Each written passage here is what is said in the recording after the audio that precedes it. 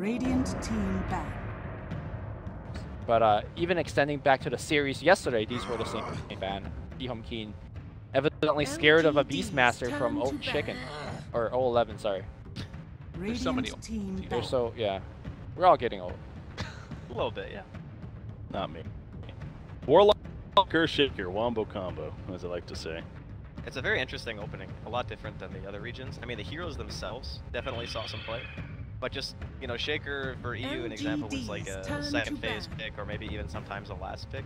Just a different, I guess, priority for the Chinese region. And then I like the bat. Obviously protected by banning the Nyx in the first phase. They'll also be able to take out anything else if they want. We saw some Legion and Oracle in other regions as a counter to bat. I'm not sure if the Chinese teams have been liking that hero as much. Yep. The one hero that's really missing from the China region is the lack of IO. We don't see it in the first phase, man. IO is generally a counter pick to the Bat Rider, if you want to think about it that way. But yeah. That and Lina. Lina, we already talked about that last series. Lina's a hero that is non-existent in some games in China, and we see right here, not banned, not picked so far. So Lumi, I guess since you've been covering this region the most, this is a question for you. The mid, I think, in the other regions is what people were prioritizing the most. Yep. And they would like first pick Queen, and then they would pick another hero that can help like 2v2 the mid lane. They put a lot of emphasis on making sure that their mid mechanical players get really far ahead. It doesn't seem to really be the same here. It's more about maybe last picking the mid and maybe a bit more of an afterthought and trying to have stronger lanes. Is that accurate, or? They still do the 2v2 mid, although maybe a little bit less. I think one of the games that Breaky and I casted, we saw like the whole Ricky bounty just non-stop running mid. So instead of being in the lane, I feel like they focus a little bit more about like sniping couriers. And one thing I do for sure know that they focus more on stacks. One thing I've noticed from the, let's say, NA region or C region, yes, they do spend like the 2-3 minutes mid harassing the opposing mid, but then like just forget about stacking. Whereas the support here, they do less of the harassing, but then they make sure even if they mid falls behind, they like, you know, Storm just goes to the jungle and grabs a quick 6 because of the stacks that are available to them. So you've been saying like, I guess Lina, Storm, heroes like that are the ones who are mainly benefiting from that kind of thing? Or do they pick safe laners that can farm stacks as well? Yes. Well, somebody could farm the stack, right? So to answer your question, they still help the mid, but in a different way. They help it in a more passive way by pulling stacks or accruing stacks. Wow, this is a very different styles of draft here. So you got Ehome.K going for like the team fight, kill you all, and LGD with Terrorblade, most importantly, like barreling down towers and Bat Rider there to just make it a 4-on-5. This feels like a very aggressive lineup from LGD. They definitely want to push the pace. Yeah. You don't pick heroes like, I'm guessing it's roaming Kunkka and then, you know, obviously Bat off with Terrorblade. You have very early push potential. I don't think that Ehome.K's heroes are great at wave clear at all until a little bit later on into the game. Like, OD is alright. Fatal Bond's not bad. Yeah, but you don't really want a Fatal Bond creep wave, right? It just doesn't feel good, I guess, as a mechanic to shot the waves. So LGD may be looking to abuse that a little bit, but I will say that later on, OD is great against Terrorblade. You basically one-shot his illusions, and you can obviously use Astral Imprisonment as a counter against Kunkka or Bat Rider. It's a really good save. I like that pick quite a bit. And even though he's not quite as strong in lane as he used to be, he still should be able to do okay against some of the more prominent I think this is a terrible Terrorblade pick into the OD for all the reasons you mentioned. And +1 because, you know, Terrorblade, you want to relatively sit at low HP and then Sunder, but then like Sanity's Eclipse could just take you from 80% to 0. But this game, I think it's more about the Dazzle having the sustain, and then you have the Terrorblade hit meta, kind of similar to what everyone else does when they play the hero. You just hit 7, you get the tier 1s. Every time your meta's up, you know, you TP, you kill a tier 1, you TP, you kill a tier 1. At that point of the game, I don't think the OD really counters the Terrorblade. Sure, I'm talking about the base defense, the base siege. That's where I think Terrorblade perhaps will struggle a little bit against OD. Yeah, of course, I agree there. It kind of depends, I guess, also on how much gets done in that early stage. If they can take all the tier 2s down and you end up having an item advantage over the OD, then I don't know if it's going to end up mattering as much. It kind of depends on if it goes the way that LGD want it to early. And Puck is certainly a hero that can make those rotations early, find kills on the side lanes if there's an overextension trying to kill that Terrorblade. Could be rough. So last pick carry here for Ehome. No CK. Been seeing a lot more of that hero recently. Yeah, I saw him in the previous series right there. Anti-Mage comes to mind for me for Oh, Ehome.K. anti-mage is really slow against this lineup. Too slow, you think? Okay. The Terrorblade is really great at punishing heroes who need like 20 minutes, 25 minutes, because you want to hit that Battle Fury Manta timing. Okay. If you have a good game, it's at like 20 minutes. If you have an okay game, it's like anywhere from 23 to 25. Later than that, you run the risk of just getting pushed down before you're really capable of fighting. So what I'm thinking with this lineup, though, is something, that very 4-1 strategy. That very, you know, Warlock, Earthshaker, Slaughter, OD, they're going to be able to get kills, even engage team fights to an extent where you had that one hero just farming. That's why I was going maybe with the AM route, but as you suggest, yeah, that hero specifically wouldn't work. Is there another one then? I wouldn't mind Sven. They don't really have heroes that really utilize the jungle that well, like Lumi was saying. There's a lot more emphasis on, you know, stacking for heroes. Okay, so something else that offers wave clear. It's going to be a safe lane Ember, I would guess. Yes. And then they're just going to have the OD mid. So Ember is a good solution, again, to the illusions. Whoa, hold up a minute. ZZZ's normally their off-lane player, I want to say? Let me double check on him. I think he's actually, you know, he is their position 1. Yeah, he switches it up. Oh, no, okay, my bad. Yeah. You're right. So Ember is really good because he offers the team something that they didn't have before, which is why I also suggested Sven, is the ability to clear waves. Yep. And he's also very hard to catch. So natural Linken's builder as well. It'll be nice during the early mid game when you're trying to push and gather up as LGD. This hero will be able to be on some other part of the map. You know, he buys his boots of travel. He can also assist in the early game fights. High magical damage is great against Terrorblade early game because he has high armor, but he has really low health. So I like the pick quite a bit. All right, well, you like the pick. Do you like the draft? LGD or Ehome.K? What are you two thinking? I like Ehome for this game. Ehome.K for me as well, mainly off of what Drask was saying. Again, the idea of the 4-1 strategy to an extent, but just also the wombo combo is going to go back to the idea the team fight's really strong here on the side of Ehome.K, and plus they had that psychology advantage of going 2-0 over them yesterday. So okay, glorious. All right, well, we're getting ready to hop into this game. Lumi, do you agreeing? You picking up what they're putting down? You feeling it? This game is going to be defined by the mids, in my opinion. On one side, OD has a lot of pressure on him. He's the one that's supposed to be defending the high ground against the Terrorblade. He needs to want to break up the X-Torrent combo. On the other side, maybe's Puck needs to be getting his Raining Rift on point to actually ensure these kills on Ember, on the OD and whatnot. So, can I do a cop-out mid lane for 5 minutes? You gotta pick a team, man. Because I really think this draft is even. I think both teams could win it. If you make me choose one, but they're saying an opinion. It's what your opinion is. LG is gonna win it because I think maybe he's gonna just be the better player in the clutch. Okay. All right. Well, thank you guys again so much. We're gonna hop into this one, as it looks like early movement out. They are gonna spot Old 11, smoking a break. A little bit of a hey, how you doing? Thought about the stun, but not gonna throw it out there. And that might signal that there's a ward over in this area. We'll see if LGD are able to get the D ward, as Batrider does have one on him. But we'll have to watch that mid very closely and see. I mean, is there any heroes that are going to be able to rotate really towards mid to try and alleviate the tension? Warlock's not really the best. I guess Kunkka would probably be the main one from LGD. It's Slaughter, because especially if your mid player gets to walk in and set up an Astral, that's 4 seconds for your Slaughter to walk in to set up yet another stun. With that said, though, Puck, if he has Orb or Phase available, should be able to dodge that. So I think we're going to see more of a 1v1, and if the supports do come in and out of the lane, it won't provide too much help. Okay. Yeah, I guess that's the thing, too. We did end up getting 2 D wards here, so LGD able to take away the ward in their lane, and also Ehome.K able to take away the one that wasn't actually blocking out the camp, but they still knew where it was. Yep. So no vision down there, but there is one mid that should give a little bit of help to the open team. All right, so quickly point out some of these Chinese characters for Ehome.K, because I guess they're not as known as the LGD players. The mid player, it translates to something like bright or fluorescent. Okay. So I don't know if you want to go with that. And then Slaughter's name translates to eloquent. Eloquent. What a name. Not a Dota name that you see too often, right? It's almost like lyrical. That is. Yeah. All right, he's my new favorite player. Maybe in the mid here, he ended up changing up his name also. For anybody that's wondering, it is indeed the Puck. And Bright is just going to keep the pressure on him here, is already getting kind of aggressive early on, setting the tempo. Gets the 2 last hit and the tower, or the last hit deny on the range creep. He is dominating over this OD right now. Oh, and looks like Victoria trying to pull him past. They are going to end up connecting with the torrent, so Mr. Eloquent won't quite be able to get Victoria out of there. Are they pulling the whole creep wave mid to get a double wave that is for the him? play, man. That Experience. is super cool. Yeah. You know, I did that once in a pub.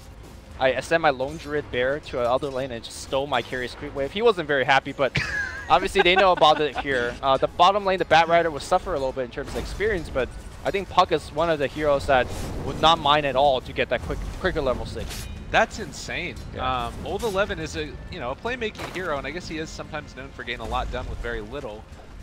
But that extra little bit of experience, how much do you think that's going to help maybe in this lane? Quite a bit, especially since he's getting more denies over the OD.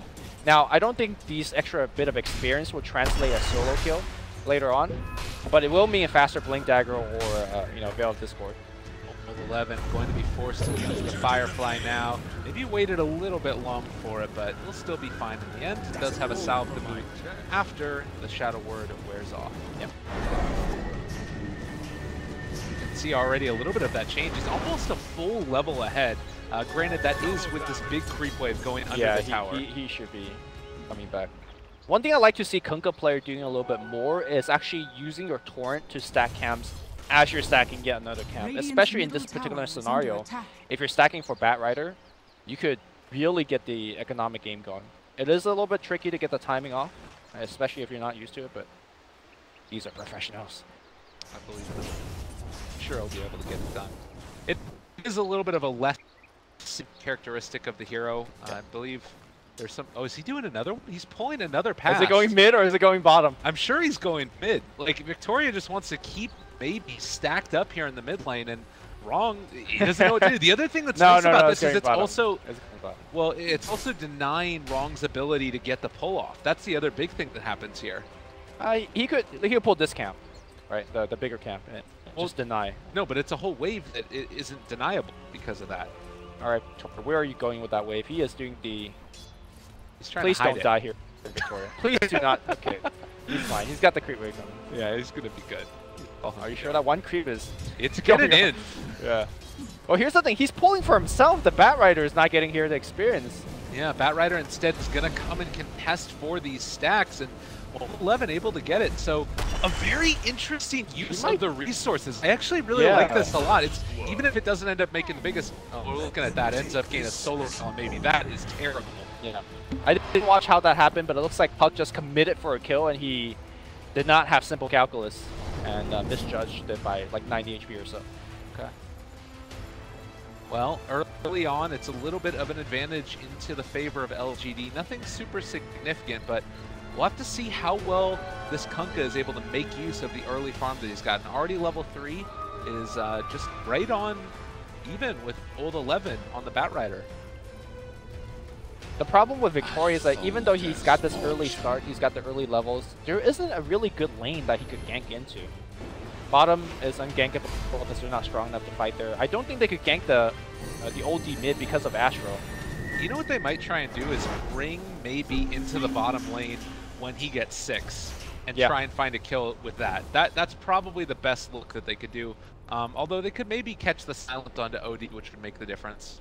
That's for sure. But I think that it's going to be very, very key that maybe makes a rotation and groups up together with the Kunkka to find a kill. Because like you said, Kunkka can't do it alone. A little bit of a pause now. Lumi, do you think that in spite of that solo kill on the Puck, LGD are still feeling okay with the state of the game, or do you think that they're not entirely happy? I don't think that solo kill should have ever happened, but like I mentioned, they were essentially dueling to the death, right? Like they both committed it. He orbited forward and everything. He misjudged, and that could happen. But it does impact the lane quite a bit. He doesn't have a point in phase shift. What is there to phase shift? An orb? Does he have orb yet? Yeah, he has an orb. I guess so, but it's like just having the... I think he committed the nuke there to get the kill, right? Earlier. Okay. I mean, you're not phase shifting like a Dragon Slave in comparison, right? Or a Scream of Pain, so... Yes, there is something in phase shift, but nothing like huge. Yeah, I guess that's fair enough. Well, again, old 11 just being a nuisance in this lane. There is more pausing coming out, I'm sure. Every now and then you get these little hiccups in the servers, but soon be resolved, I'm sure.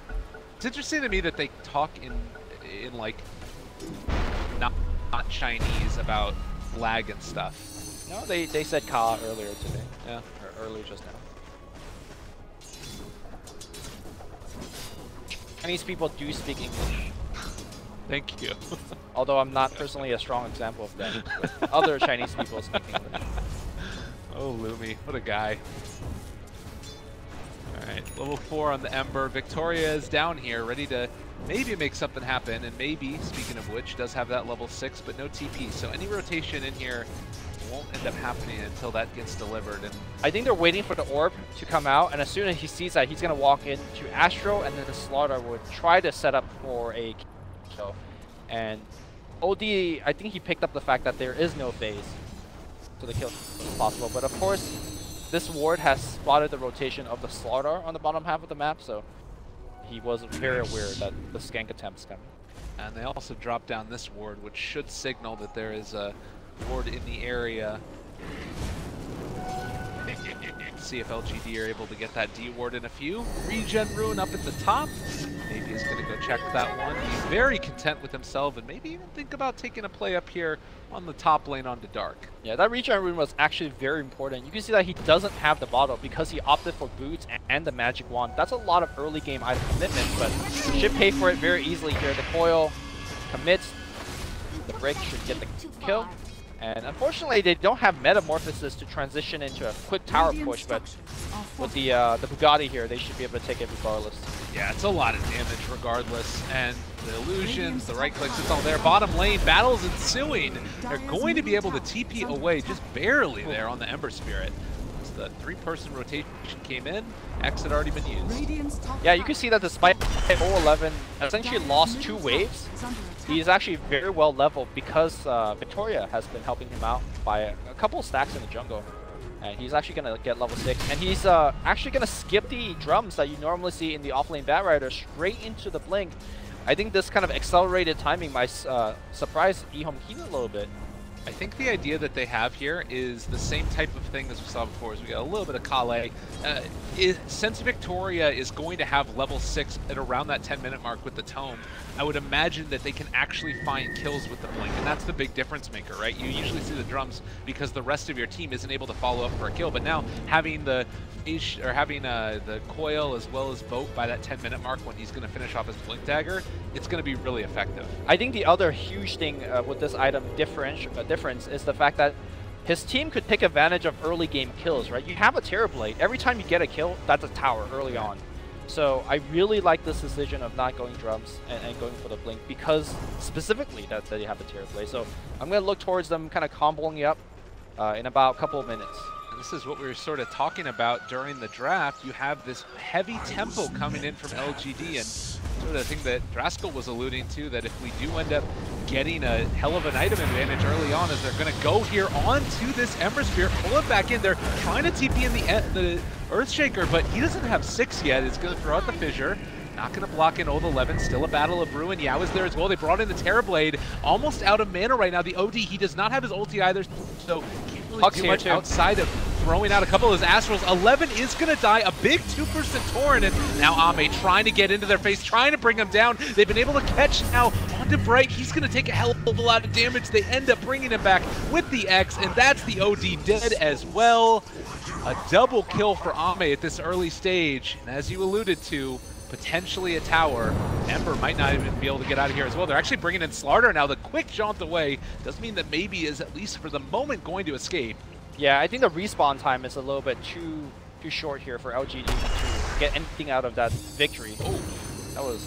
I think that's a question mark. I mean, we might be... Because there is a couple of animation frames missing, right? We might be seeing... That's true. Some sort of Kale, so... Maybe it was closer than it is. Fair enough.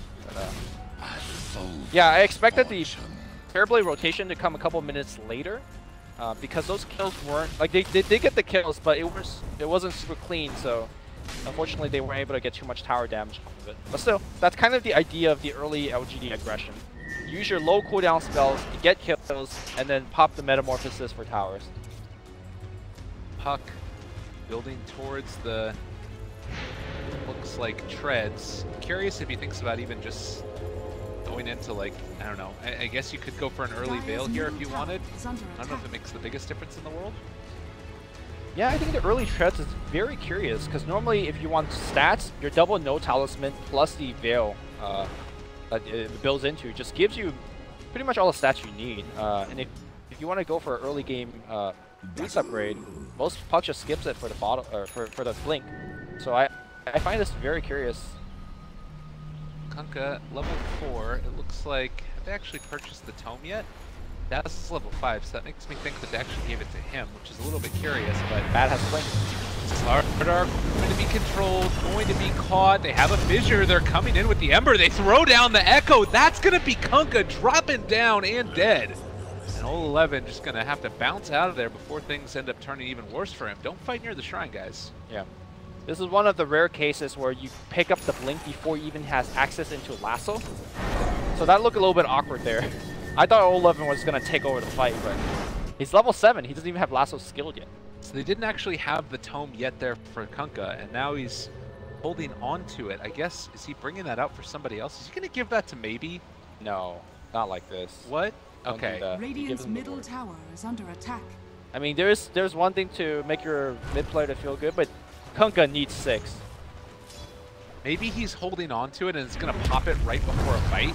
That's the dream. They drop down the Warlock ulti. Going to connect here. The Sunder at level 9 for Ame trying to walk away, and it looks like they are going to be fine for the moment. They're still Fatal bonded up, but now in the area, they won't be able to make any use off the back of that Golem, I don't believe. Yeah. So the reason to not pop the book right now for the Kunkka is that, let's say he uses it now and he dies. Dying as a level 5 hero is more costly than dying as a level 4. So there's no big difference between 4 and 5 anyways. He'll pop it if it brings him to 6, or if he needs to use it during a fight. Okay. Just a slight, small efficiency kind of thing. Not a big deal.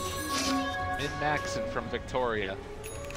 The ultimate of it. Radiant's middle It's going to be an Invis rune. In some ways, be one of the biggest kill runes that you could get right now as a puck. Level 10. See if he can make use of it, as he will run into the Ember Spirit in the jungle and spot him out. Not using that invis yet. Now he's going to head back mid. It looks like they might think about getting aggressive here with the Blink Dagger done and now level 6 online for Kunkka. This would be a big win for them if they could find somebody of value. And, well, Wrong is okay, and now the OD there as well. They jump forward. They've been able to catch on to the fissure. They're pulling him back in. Boat is going to connect as well as the coil, and now the OD in a hell of a lot of trouble. They're going to be able to kill him off. Slardar is in the area as well. He might just feed his life away if he's not careful as they take down another, maybe killing off Wrong, killing off Bright, and now looking for more. The silence onto 2, able to interrupt before that stun came out. They're chasing Dark and Earthshaker. Nowhere left to go. He can pop the Shrine if he wants, but I don't think that it's going to end up doing anything for him. Yeah, he's going to get this kill. It's going to be still alive for a little bit longer, but will go down.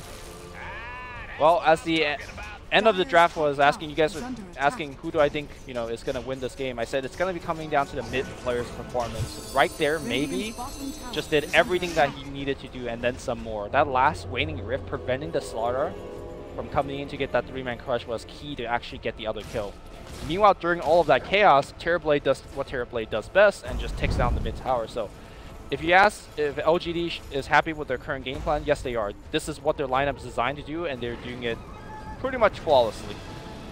I guess the big question mark is going to be how much can they take before this OD comes online. In that last fight, he wasn't really able to be very effective immediately getting lassoed. He's going for the Force Staff and is going to have it completed now. Yeah. But he needs to probably build into, what do you think? Do you think he need to go fully into the Blink Dagger at the next stage, or Hurricane Pike and Treads? It seems like he wants to just stats up a little bit more, power Treads, and then Hurricane Pike, and then into Blink. Hold that thought here, as ZZZ might be... Alright, he's fine. They're 25 mana away from lasso. I mean, so you say OD comes online, right? But to me, that's like kind of air quotes, because I think traditionally OD likes to actually fit a Hand of Midas into the build to kind of really go hard into the mid game. But because of the very strong aggression coming out of LGD right now, yeah, he has a Force Staff, he could kind of fight right now, but really this is not going to be the mid-game dominance that we normally expect out of an OD. Well, there might just be another kill here in a second.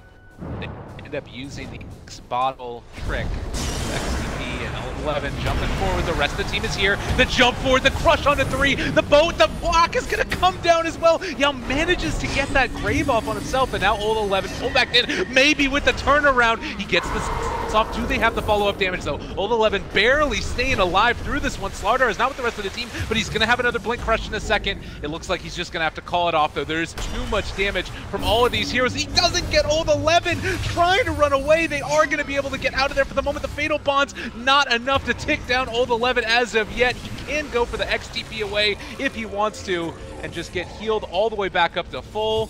Looks like he's going to walk home, but a great fight there for LGD.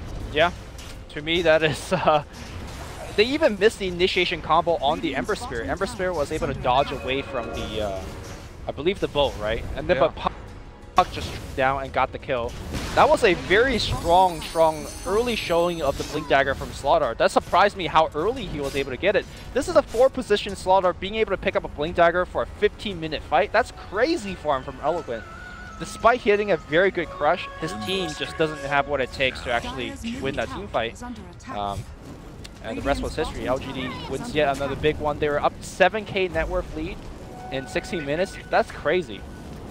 This is the power of this type of draft, the run-at-you stuff. Even from the very beginning, we said that it was going to be a possibility, and that Terrorblade pick working out very well. And I think that there was a panel that I was on the other day where we were talking about Terrorblade and that we haven't seen him all that often recently. And I mean, this is showing the hero is certainly can fit within the current meta. I think one aspect of this is though, right now LGD is making it look much easier than it actually is. Because if you mess up one of these timing where you go into a gank / tower push and you fail, Terrorblade loses a lot of his steam. So LGD is making it look easy because they're kind of good at this game, but there's a lot of times that these kind of lineup just doesn't work. So maybe that's why we don't see it as frequently as we used to. Yeah, I love that, by the way. LGD's kind of good at this game. I agree. I mean, they're not a TI yet. That's fair enough. Yeah. All right, LGD, they're going to make that move up towards the north. See if they can find any of these heroes, as it looks like Ehome.K is set up Ember.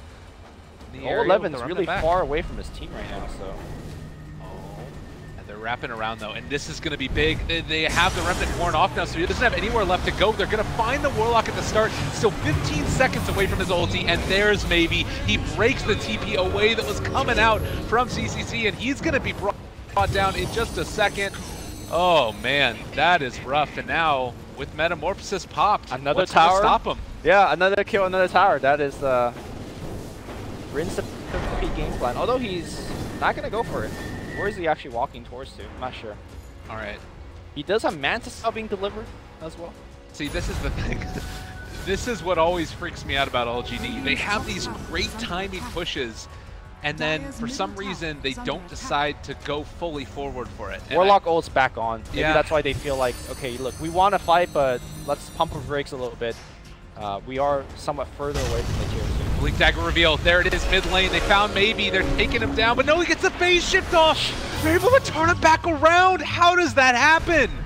And now Dark, he's going to end up being brought back in, killed off in just a second here, most likely, unless he's able to get out of there. No. Yeah, they got him. Maybe he's not going to let him run. Like, oh, that would have been such a big kill. And now, Old 11, he's just going to find another kill on Ember. The wheels are falling off. How does he solo kill an Ember Spirit as a Bat Rider without lasso? Yeah. What? Radiant's middle tower Old 11. He's a god. All right. The true E-God, I guess. Is it old god? Is that what we say? Or E-God? I guess there's more than a few olds, though. That's the problem. Are there any other E-Gods, though? Is Envy on that list of E-Gods? No comment. No comment. Well, he is a Sama, so I suppose that qualifies. All right, back to this game. Ehome needs to break the momentum. They do have everything that they need to actually win a fight. No Echo Slam, but the key parts of the fight is the Rock, the Fatal Bonds, and the Blink Crush. So if they catch LGD kind of with pants down, they can just win a fight and get a tower. But it seems like LGD is just one step ahead. They know this is happening. Yeah, and they're walking uphill in towards the shrine. They're actually just going to drop a ward there. This is traditionally a very scary place to fight, but if they have all the vision in the world, they're going to... I thought that they might turn around and go back onto Ehome, but it's a smoke then instead, and maybe Ehome.K are going to be the ones that get caught. LGD also it's a 4-staff done for old 11, so pulling somebody out of position at the start of this one is definitely what they're looking to do, and well, heading over. They break the smoke on the tower, but they can't find anybody, at least yet. And right now, they don't have vision from Ehome of anybody in the area, but they might be expecting this. And honestly, if you find a kill right here, if you find a big pick-off, Ehome can tear through even a tier 3 tower if they're not careful. There's the Ember Spirit count. Walking forward, they have the lasso, the 4-staff as well, but they want to go on him. They don't want to blink in the bat and get blink crush and get rocked. That's how you lose your momentum as a bat rider. So he's like, look, my Terrorblade is hitting the building. He's thinking about it now, though, and there's the jump forward. He's going to be able to pull back in another, the OD, the bigger target, but they get the disarm. There's the rock onto 2. The boat is going to come in, so all that damage mitigation, they're able to walk away on that Ember Spirit. Still a lot of damage being dealt on the wrong, and the tower, that goes slam turnaround with the fatal bonds. Is it going to be enough Dark? He's still going to get blown up here, but maybe with OD in the area, can they bring the rest of them down? Doesn't look like it as of yet. Everybody gone. LGD destroying Ehome.K. That was a terrible Echo Slam. I mean, it hit a lot of heroes, but he used them as his whole team was backing off because his whole team took a bolt and they had to back off. How do you hit a 4-man Echo but still be bad at it? That's how, because you gotta communicate with the team, and like you said, you got a Terrorblade, you win a team fight. That's Rex at 21 minutes. Man. Am I being a little bit harsh there? I don't know. Again, it's like, it's one of those things where it looks like it is so good, but the end result ends up not being so good. And really, to me, it feels like it's more not everybody on the same page than, you know, maybe that is a bad way. I'm not sure. It's hard to call it. But the biggest thing for me is that, like you said, Ehome.K down a lane of Rax this early. The Terrorblade lineup has done what it was meant to do. And the only thing that's left really at this point is going in for Roshan and clean up the rest of these tier 2s. Get tier 2s, go high ground. I mean, there's a BKB on Terrorblade with the Manta Cell finish. My goodness. He's almost doubled up on OD's net worth. I don't know how Ehome.K could make a comeback. I think Blink Dagger helps a lot on Fluorescent if you could finish it on OD, but and the play there is to like blink in the front to use the Hurricane Pike to push back a hero, get a whole bunch of int stacked up, kind of sort of slow down / defend your towers that way. Yeah. But he needs to get BKB because a coil means he's dead. That's or a lasso means he's dead. Like they're just an item behind. That's really what it comes down to. It's 16,000 net worth lead right now for LGD, and while OD definitely counters Terrorblade in the later stages if they were able to get it, like you mentioned, there's no Midas on this OD. He's not going to be scaling as well as he needs to, and he's also not going to be getting the levels that he needs to. He's still 2 levels behind both that Puck and the Terrorblade. Shaker going to get caught here on the bottom side. End up being able to find him yet again. The silence comes out. Dark hits the ground. LGD looking strong after a 2-0 for their previous opponents, vg Gaming. I think the other thing that's really cool about this draft is the Kunkka maintaining that momentum early, the XTP combos to make sure that the rest of your team is constantly on the map, either farming or pushing or fighting, whatever they have to do. Yep. It's been really good for them. It's a very nice addition to a push strat because during the middle of your push, you know, you send somebody back to rejuice up. It's like having a buyback, especially if they commit all of it onto one hero and X. Oh no, that he used his 4-staff as well. They're pulling him back in. Boat's going to connect. A ton of damage. Block will use defensively outside of the base, and they are still going to lose that OD, and now they're going to end up losing even more. The Yule Scepter keeping that Ember Spirit alive for the moment. Can he actually play his way out of this one? The Fissure is there as well, just trying to block it off. Doesn't actually connect onto any of them, and the buyback from OD, I don't even know if that's going to be enough to stop them. They're continuing to just run at Ehome.K. They don't have an answer right now. LGD just bullying them around, but maybe, as they end up being able to take them down here, Ehome is still in okay place. He still got BKB, he just popped the Manta. Now Eloquent inside a tree is not looking so eloquent right now. Is going to just get punched down by all of these illusions. That was a buyback. That was their final hold essentially in this game for Ehome. And I think a GG is coming out very, very soon. Oh, maybe not, because LG is going to back off for now and take a couple of shrines, perhaps wait for the next Roche. I mean, yeah, that's the thing, right? Is that Roche is here. Like, they can go in and take this right now because there isn't a rock. They ended up using that one. Yep. They maybe have to be a little bit careful about Sunny's Eclipse and Echo Slam. That might be the only thing. Yep, they keep doing the X TP back home thing. 11's back with full mana. It's going to be a tough one for Ehome.K, but we've seen games with bigger leads being thrown before. Like just one game ago, vg Gaming had a huge lead against LGD. And more specifically, this LGD team in particular has thrown away a number of leads. For sure, for sure. But I want to say this lead is bigger than the one that VG had against them. Like, that's the thing, is that also, they've not gotten through a bunch of qualifiers. They've been knocked out early, but this is the one that really, truly matters. Getting in for TI and just winning one best of 3 ends up getting you there. The way you say it like that just makes me feel sad because it's like Clutch Gamer, but the opposite, right? I know, that's the thing. Clutch Gamer qualifies to everything, but the one that, really means a lot. Well, and I mean, that's... I was talking about this a little bit here, but you look at all these teams that play their hearts out, and when you're watching from afar away, it's easy to not think about it too much, but then when you actually see the players in person at events or whatever, this is their career on the line. It could be for some of these players. Who knows what happens next year, so.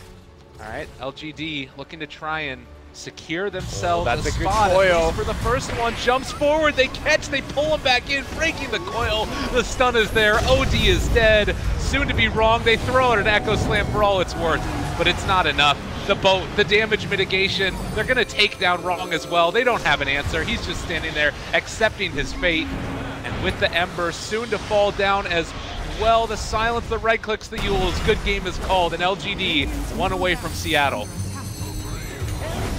Very, very impressive showing from LGD. I love the item choice for 011, going for the blink instead of the drums. I mentioned that in game.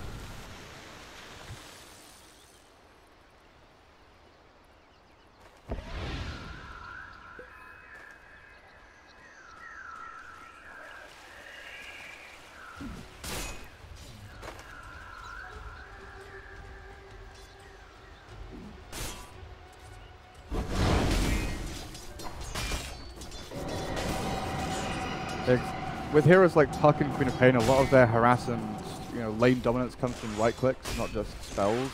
But DP's got double magic damage, right, from Swarm and Siphon that Breathe Fire doesn't affect. Very true. He's doubled up the wave here. Yeah, it's a big wad of creeps. So far in terms of last hits. One way to lose. Doubled up on like that. Have to last it under tower. Where's the Kunkka when you need him now? Drag creeps away from me. But yeah, DK having a pretty solid time here, at least in the one-on-one situation. Maybe if Earth Spirit makes his way forward, things will change. But for now, it seems like DP's going to have a tough time getting a ton of farm out of that lane and stay safe. Yeah, she gets Breathe fired up on the tower too, so damage harder to CS. Just watching her right-click DK, takes no damage, so lane looks perfectly fine. Well, now he's out of mana, so at least can't keep spamming the Breathe Fires, but definitely not in danger of death. Oh, and there's his bottle, so he's just back up to most of it. Who got the 2-minute rune? Illusion for Kunkka? Okay, so you won't get the refill from one of the runes. Do you... What a sweet courier. What courier is it? Bottle? Yeah, he is.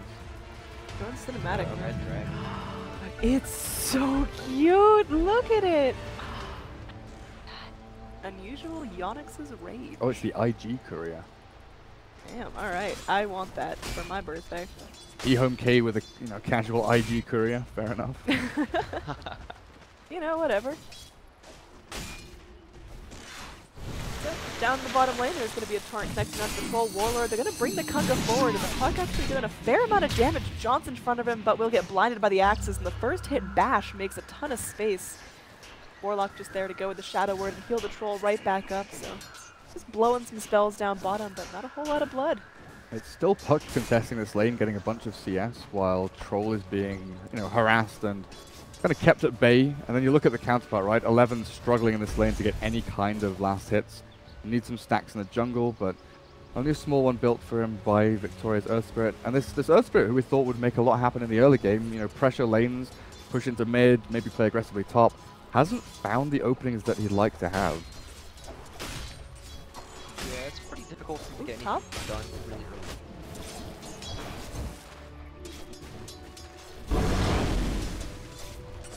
Poor DP. I mean, yeah, she's struggling. Is this something that LGD have to start making rotations for, or can they let her get a little bit behind and let the DK get a little bit big?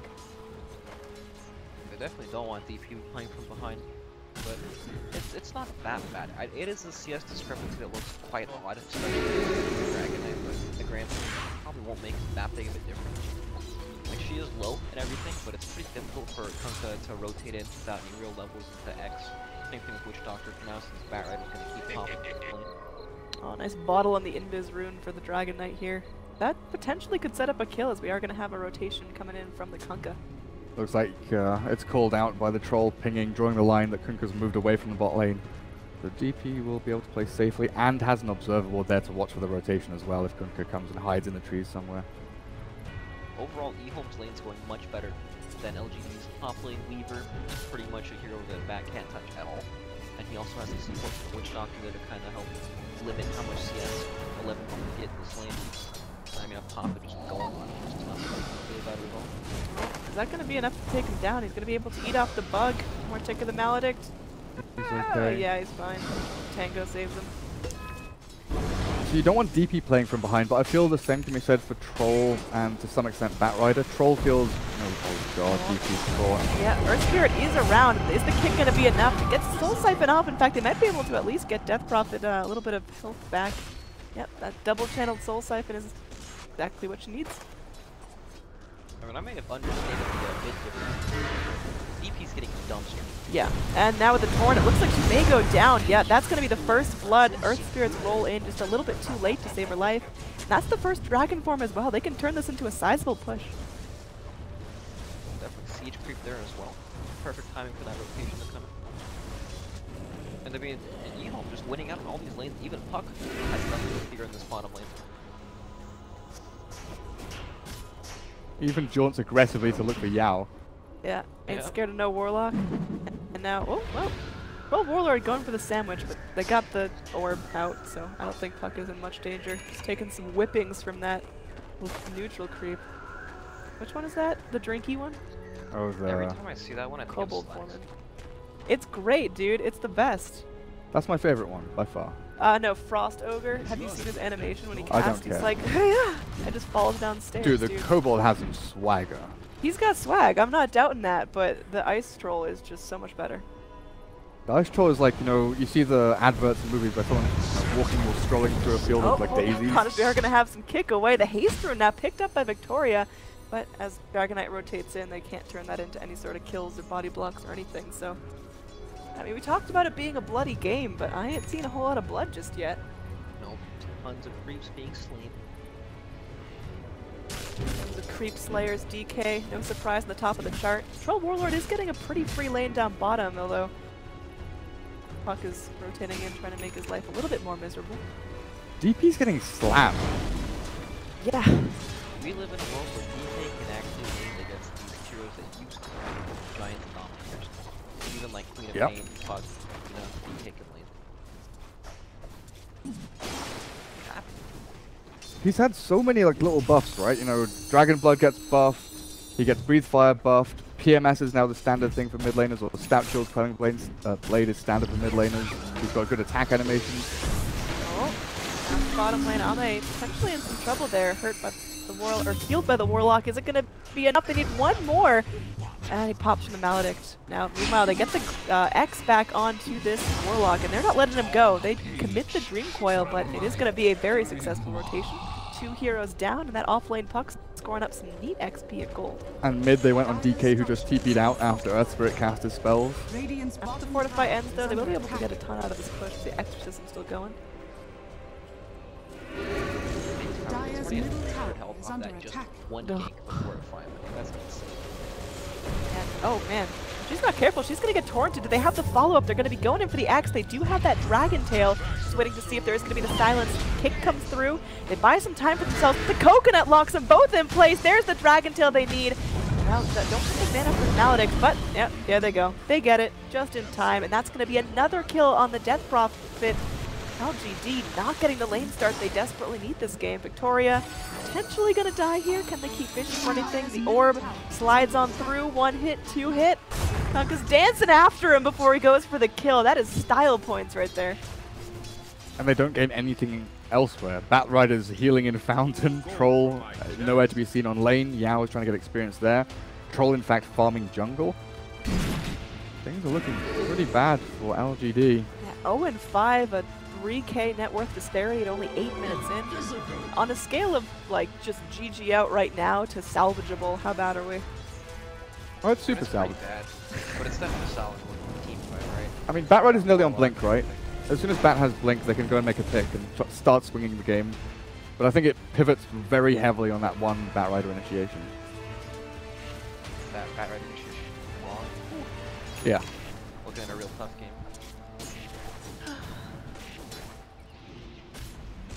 How normal is this that Kunkka is actually leveling up the Tidebringer? So this is a build we haven't seen in a while. This is the old Lanham Phase Boots Max Tidebringer build, but I don't know if he'll max Tidebringer here. We've also seen like a 1-2 then max X mark, and you go for 4 and X, and you just go for a long range initiation. But early game, I think I've seen this build more often than not in Chinese Dota. I mean, he is snowballing. 2-0 and 3, phase fight early on to the game. Do whatever he wants and he'll probably own. Just gives me more damage with the early points of Tidebringer. Smoke up, no rest for the Wicked as Ehome. They want to keep going in for this.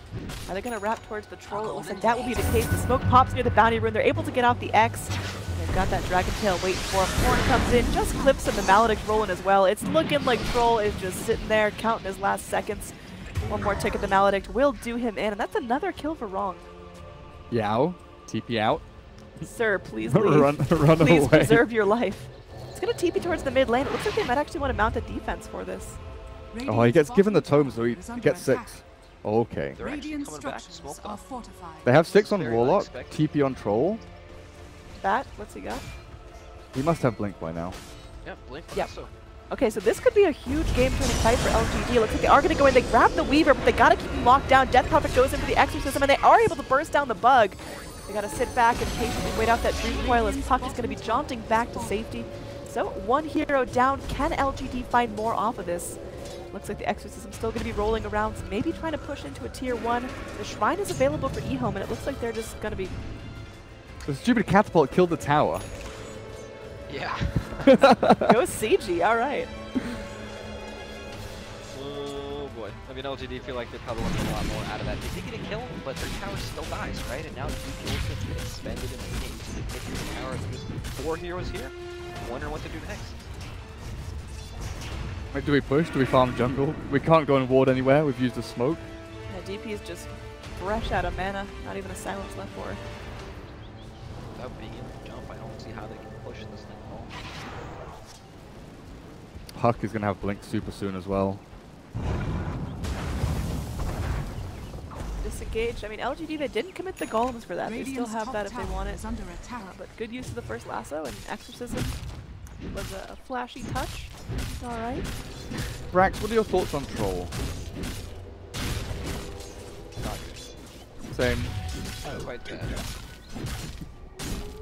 Oh, Ame potentially in trouble, gonna get X'd back. How many times is he gonna fall for this? He's gonna be spinning, but still ends up getting hit by the boat. They catch him with the Maledict as well, but the Radiant, they're in this. They dumped out the Warlock Golems. Warlock gonna be killing off that Witch Doctor soon. Finally, the Warlock Golem takes him down, and now this little Weaver silenced up. Oh, able to get off the time lapse, and oh man, it's gonna be pretty lethal as Batrider still flapping around looking for the kill on the Kunkka. There's gonna be that Dragon Tail stun onto Death Prophet. Somnus trying to do what he can. Maybe he's going to be getting out of this one alive. At least for now, it's a 2 for 2 as it stands. Is there going to be any more bloodshed? Death Prophet still running her way out, and they can't re-engage. Just going to try to go breathe fire down the next wave. The rest of LGD still moving out. Batrider potentially in more trouble, but Puck going to cut his losses and just get back safely. Yo, Troll survived. How? Is he TP to Shrine and use a Shrine? Or did he just TP Fountain? No, he must have... Wait. One of the Shrines was used. This one was used. But he survived through the Maledict. That was impressive. That could have been a whole lot more lethal. The fact that the LGD was able to mobilize and get enough heroes in the area quick enough was pretty big. But they had to commit the Warlock ultimate and lasso and didn't really get a whole lot of super value kills out of that. Here comes an E. Yeah, it was only a 2 for 2, but it was so good for LGD. Yeah, it was. No. They're going in. They want to keep this momentum up, but looks like Batrider just went in a little bit too deep. Will get locked down. That's going to be another kill for Ehome.K. DK on a killing spree. Guys, great. Let's go top. There's an easy kill on Witch Doctor, and then 3 heroes from Ehome.K roll up the ramp. Nope. Ehome.K, they are wadding so tightly now. Radiant's top tower Driving the is under train from attack. tower to tower, right? There's nothing else I can do. That's wrong with them. Defend these towers. I haven't made enough till Warlock Ultimate, so. But every tower for Ehome is free at whenever they want to take. Radiant's top tower is under attack. How do you kind of counteract that? Do you try and mirror your opponents and just trade off for the opposite side of the map? Or do you think that they're not strong enough, and if TPs come back to react to what they're doing, Ehome.K can just walk them? At least yeah, there's like 3 LGD heroes just sitting in the top lane. Like that's pretty much what you don't want to be doing. You want to have some core in an opposite lane and the other core in the other lane but not pushing so that they can Oh, Troll is just getting so bullied. Eats up another boat. The courier flying out to him as well. Isn't going to be enough there. Little buddy gets burned down, and that DK is now dominating. Still has his dragon form going. They're just going to push out the wave with that. And I mean, Ehome.K, they don't have to let up on the gas pedal anytime soon. They can just keep going for these pickoffs. LGD just don't see anything. They don't know where they're coming from, who's there, how many are going to be attacking. You know, there's 3 to 5 heroes that be ganking you like this. Yeah, old Levin in some trouble here. Just going to have the Death Ward slapping on him. You can't leave that Dream Queller. He's just insta-dead. So 2 heroes done. LGD is getting a little bit outmaneuvered here. Ehome, this feels like just a totally different team than what we saw game 1. Arcane Rune, DK ulti, push tier 2 here. You'll have ulti again when you can TP bot and push tier 2 bottom lane. You've already got it all pre-warded as well. Ehome are looking amazing in this game. Their gameplay is just so fast-paced. They never stop to farm any jungle creeps or anything. They just roll from tower to tower. Looking to get caught every time, it seems like. Not ready for it. I mean, look at the wards coming out from Ehome. Got 2 in their jungle. 1 even in the mid lane to see when people start to push out towards that so they can set up ahead of time to find these games. just makes it really easy for them to just get to these areas before Dire's LGD. top tower is under attack. As I say that, LGD, they're smoking out. Yeah. Surprisingly did not smoke under a ward considering the amount of Dire wards that are on the Radiant side of the map. They're moving around, planting a vision of their own. That's a really sad ward. It's just almost good. Now TP in, they're just going to immediately try to dumpster the puck, but how long can they keep them locked down? Well, long enough. The rest of LGD is going to be backing up and looking to go reset, go deeper into Ehome's jungle. Are they going to find anything else here? Looks like immediate Roche play for them. They commit the Exorcism, although Ehome, they've got to know something's up. They are going to have Kunkka moving towards the pit. Can just spray out a boat if he'd like. There's the rotation. Ehome wrapping around 11 is trying to keep Scout hanging around outside the pit. The Swarm comes forward. There's going to be a boat in, but the boat dodged out. LGD see what's up. They're just going to cleanse the bugs off themselves. The Roshan is extremely low. Ehome, they go now or never. It's melting down. The Torrent comes in. They've got some time. The Roche will fall to the Radiant, and Ehome grabs up that Aegis. Now Ehome, they've just got to back out with minimal losses, but it looks like they will eventually lose the Dragon Knight. All right. This is a huge fight now for LGD. They've got the Aegis and the Troll Warlord, they got the Roche Gold, and they really don't lose anything. They got a massive kill there with EK. So they had Blink. Oh, they're still going. Oh. That was a ballsy Kunkka play, if I do say so myself. He's now going to be silenced up. They're just going to go use the Shrine to make sure there's no one wrapping around to try to sneak attack, but that's now 3 heroes dead. The Puck, the DK, and the Kunkka falling in the last 30 seconds, 45 seconds. So they didn't Dream Coil. They had Blink DK, who could have Blink stunned. They had Weaver with DD, but they were still afraid walking into Exorcism, walking into Earth Spirit, who could, you know, chain stun and chain disable them up and down this ramp. But I feel that was too timid to begin with from Ehome. You know, they could have just gone in, and then when they did go in, it was too late to actually commit for it.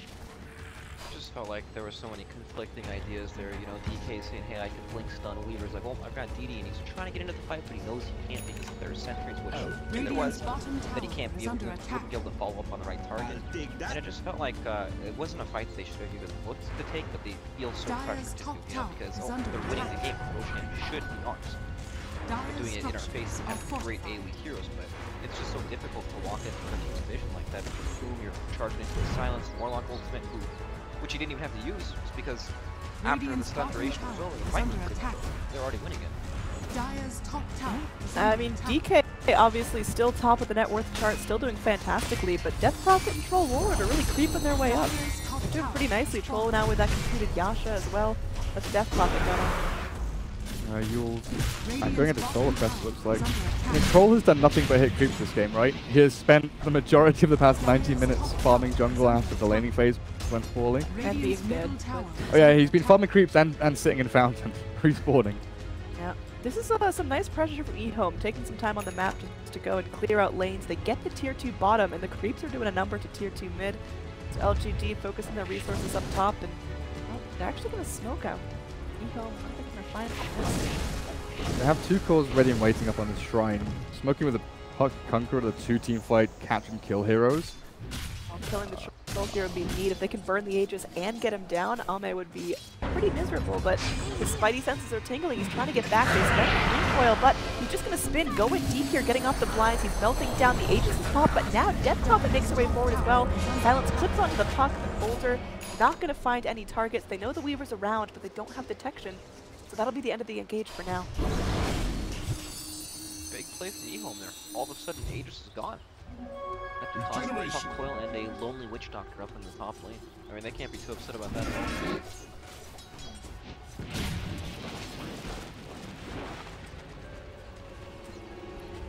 Yeah, that's pre-BKB on Troll, so I guess it deters LGD from hard committing to anything, even though they do have level 2 Exorcism and Medallion now on the VP. Oh, look at this deep rotation from Ehome. They're all clumped up.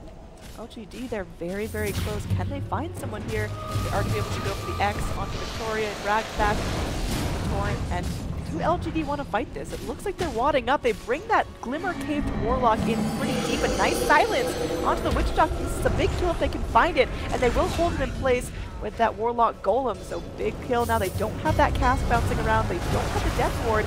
So they're just going to keep pressuring in. LGD jump forward. The boat does connect onto the Bat Rider. There's going to be a two-man Dream Coil, but pulls up onto the DK, and it's a double-man kick, double-man silence. They get the puck down. The DK melting quickly. The Exorcism making quick work of him. He stops to breathe fire, but Death Prophet's Ghost handle the rest. 3 heroes down, and they're just going to keep trying to wipe this out. Death Prophet now going to be collecting ghosts after taking out this tier 1 tower and healing back up to full health. Okay, puck blinked into Earth Spirit combo and would have blown up a couple of heroes there, but that's real unfortunate. That was such a good kick. I mean, was that a great kick by Earth Spirit or was that a blunder by Puck? Exactly. it was fantastic for LGD. I mean, that ruined Ehome's fight, and even though probably... No. Yeah. He already got off some neat golems, though, so he's got his legacy. I mean, he's a 5-roll Warlock, and he has Glimmer Cape at 20 minutes. Honestly, I'd be real happy with this. Weaver, how crazy you want to get here, little buddy? They got him locked down. They got the silence. This is just Ehome getting brave. Now you're really, really happy as Warlock. Like, guys, I baited the Weaver. That's so effing worth. Yep, look what he just started right there. A prize. Good stuff. All of a sudden, you can't even tell that Ehome came out at a massive advantage in these lanes. I mean, DP sitting up there with DK and the net worth. Troll Warlord is very farmed now all of a sudden. He's still, when you look at his score, he's 0-3. I mean, this looks so grim for LGD in the laning phase. The Death Prophet was starving, but now she is just right where she needs to be. He did Yule's online as well. Warlock would back her up. Very good. Take this hero down. Move Brax's picture so it's not clipping the HUD. It's bothering me way more.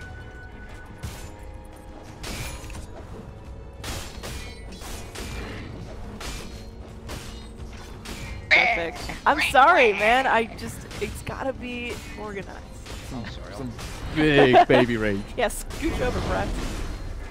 DK has... DK has stalled so significantly. After Blink, has been able to purchase an Ogre Club, and the Blink is meant to buy you, buy you aggressive moves. It's meant to buy you time in team fights. Jump in, find a catch, look to take that hero down, and then push into towers with your ulti.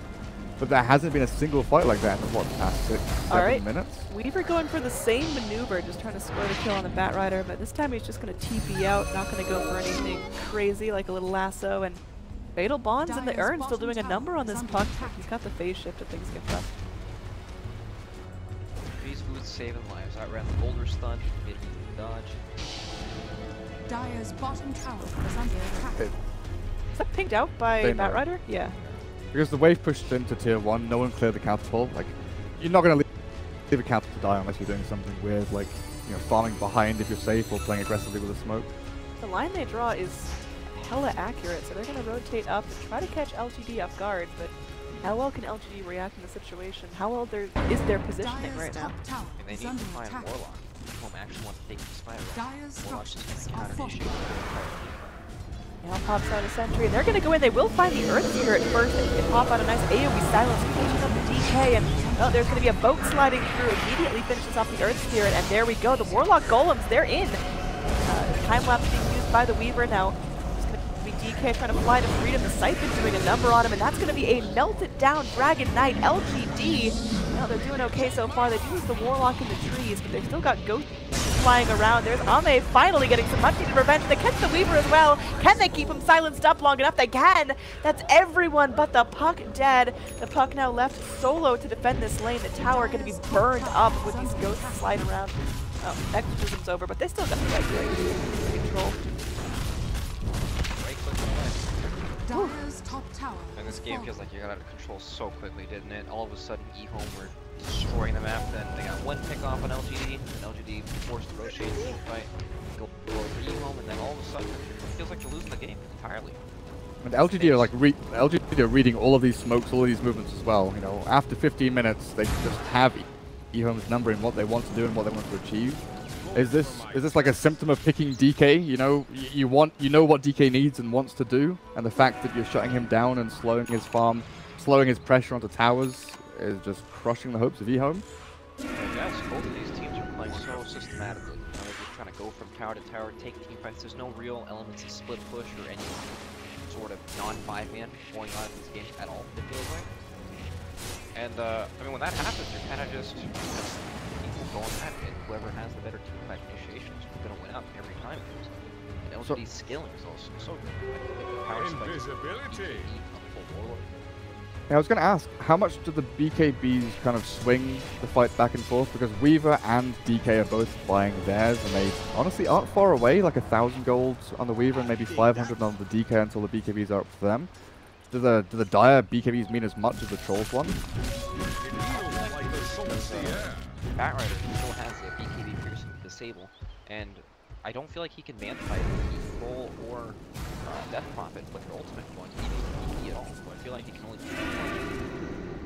And then once his BKB runs out, he's got to fight into the silence. Troll's mischance from rolling axes. It just feels like there's way too much for doing. But they're going to have Pipe on Batrider soon as well, on top of all of this. Okay. Yeah, LGD, they are just hitting their stride now. 26 minutes in, they've taken over the net worth advantage. You can see Troll and Death Prophet topping out the charts. And are LGD now on a timer? Do they have to keep making moves and taking these fights, or can they sit back and just keep scaling nicely and force Ehome to go and make some desperate plays? I feel like Ehome definitely know that the game is quite difficult. Even though they did just pick up their BKB on Dragonite, and we were actually just his as well. I mean, they probably know that the only way for them to really get back in this game is to try to compete with this one, right? And if they can get like that double BKB initiation off to find Warlock or perhaps Batrider or somebody before they get their BKB for Warlord, or, you know, DP before she can heal to save herself. I mean, it just comes down to initiation, right? If who can land these fights, or these stuns better. But lock the road transfer, so fast. It was scanned by the Dire. They know this is up, but can they even take a fight? Well, Death Prophet holds on to her Exorcism for now. They're going to back out of the pit, taking this one slow and steady, forcing Ehome to kind of put their feet in the water. LGD have Sentry Ob. Batrider making his way across. Is going to be able to go. Drags back the DK. Puck going to make his way. Spreads out an orb into the pit. Meanwhile, BKB comes in. There's a nice golem, though. Catches 3. The Weaver right-clicking away. They may end up losing Victorian here, but at what cost? There's the Kunkka boat sliding in. It's a bunch of heroes, but Kunkka's still alive. Actually makes it out here. Warlord going to get stunned up by the Dream Coil, but bouncing back. Meanwhile, we're a little wrong there. Is going to get burned out. Double kill for the Death Prophet. It's just going to be the Weaver left alive. 4 heroes go down, trading only the Earth Spirit, and the rest of the LG finish off the road while Death Prophet clears out the lane. This is just Christmas for the Radiant right now. Catching that DK before BKB. It's so annoying when you buy a fresh BKB and you don't get to pop it until halfway through all your HP. And then you stand there doing nothing anyway because there's a troll chasing you. Such an awkward position, right? They know they need to catch Roshan or they won't have to do the at all. But of course, at the same time, they're walking directly into Reap, where it's easy for them to get jumped. They were smoked up. New example what they want to do, fight right on the choke there. Warlock gets up, massive spells there. Fatal Bonds hits like 4 people in that team fight along with Bolt. And then they even used the Kunkka X to reset the Bat Lasso, but didn't get his BKB on because he was stunned by the Earth Spirit. Just a great fight out of LG. Playing team fights very, very well. Now, bottom lane looks like they're going for a gank. There will be a roll attempt, but unfortunately, Rock Boy brought back to his death. LGD take a loss on that one, but well, now LGD know where Ehome's at. They know they can clear out this top jungle just fine.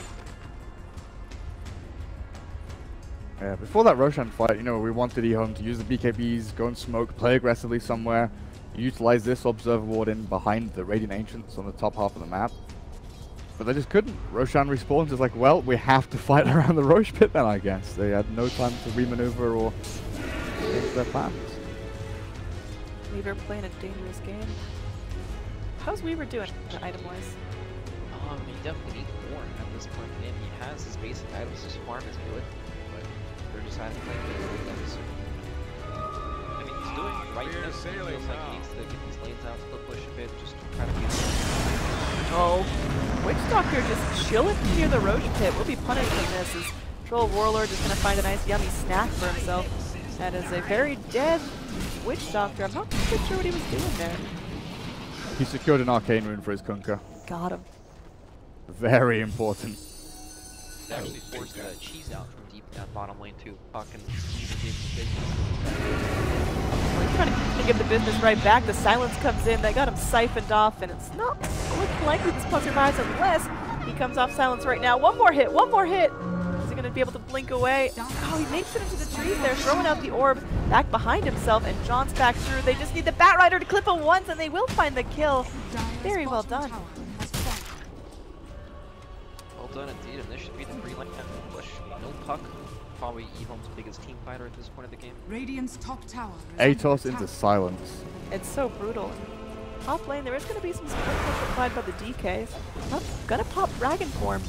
Got a catapult wave. This is melting very quickly. They're going to have to do a tier 2 for tier 2 trade. Problem is, can they rotate back and get him? The TP out from the DK. Not an issue now. You don't want to use the DK ult to just to take a tower or to take a tower and farm. You need the DK ult in team fights, especially if you pop the cooldown there. And LGD are threatening to go high ground, right? You need this ulti to go and fight. This is do or die for Ehome at this point, you know? They're in game 2 of a best of 3, they're 1 game down. They can't let LGD just mosey their way up with Exorcism to do Elena this. Rax here could be lethal now.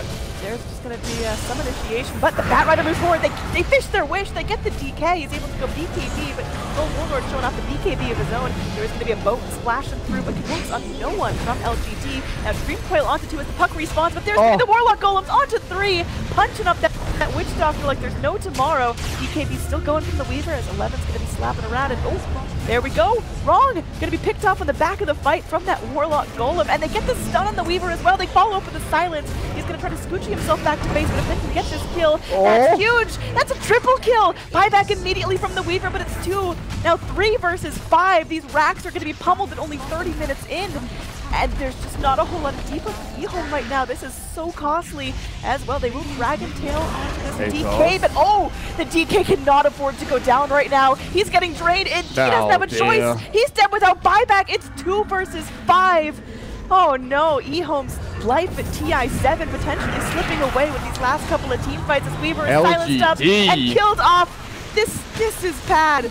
LGD, it's over. GG. LGD will be your final team at TI7, and Ehome, after a long journey up in the open sea, they're done. After such a quiet laning stage with Victoria's Earth Spirit not doing much at all, the last couple of fights, that ending one, 3-man combo with the stun and the silence as the golem hits, just wins the fight, like flat out. If you've got 3 heroes that want to be casting their spells that just can't do anything, and Troll runs at them and does a massive amount of damage, you can't react. You literally cannot react. First Spirit blinks on top of the puck after he coil stuns 3 people. Fatal Bonds comes out, and it didn't even look close. And Ehome, they came off to a very nice start in this game. Just one mistake at the Roche, and that's all it took for LGD to swing things back in their favor, it felt like.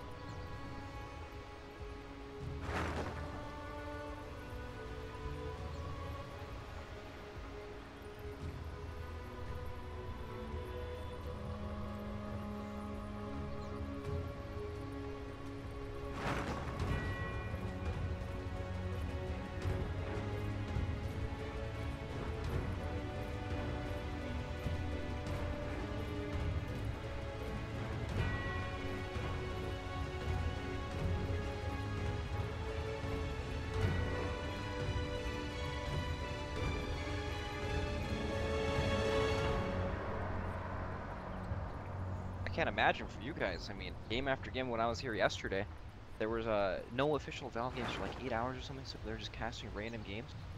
Or, not random, sorry, whatever game they wanted, just hopping back and forth. The madness is over.